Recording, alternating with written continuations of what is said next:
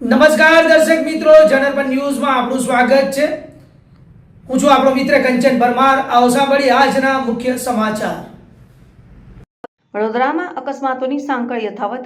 મકરપુરા ડેપોથી જીઆઈડીસીની અંદર જવાના રસ્તા ઉપર ક્રેન ચાલક દ્વારા રાહદારીને અડફેટે લેતા ઘટના સ્થળે મોત। એ હટાવો, રોડ ઉપર દબાણ હોય તો માણસથી ચાલવું ક્યાં?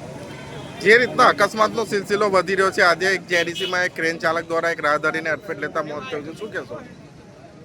આ દબાણના લીધે પ્રોબ્લેમ થાય છે બધો। જીઆઈડીસીના જે કાર્યક્રમ મેન માણસો છે, જે બીસીસીઆઈના, એ લોકો થોડું ધ્યાન રાખવું જોઈએ કે ભાઈ સૌથી પહેલાં રસ્તો પહોળો કરો।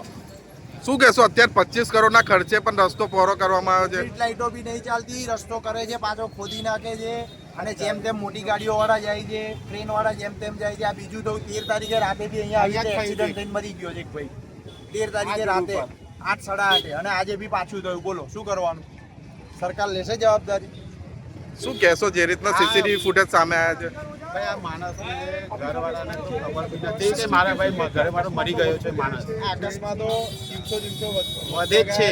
આ બીજી વખત થયું। આની જવાબદાર સરકારે લેવી જોઈએ, નોંધ લેવી જોઈએ અને સ્ટ્રીટ લાઇટો આ જે પ્રોબ્લેમ છે એનું સોલ્યુશન લાવવું જોઈએ। મોટી ગાડીઓ વાળા જી, આપનો પરિચય? શું કરવાનું બોલો? सर मेरा नाम जयेश है, मेरी कंपनी है एबी फार्मा मशीनरी कंपनी। દબાણો હટાવો, બધા દબાણો, લારી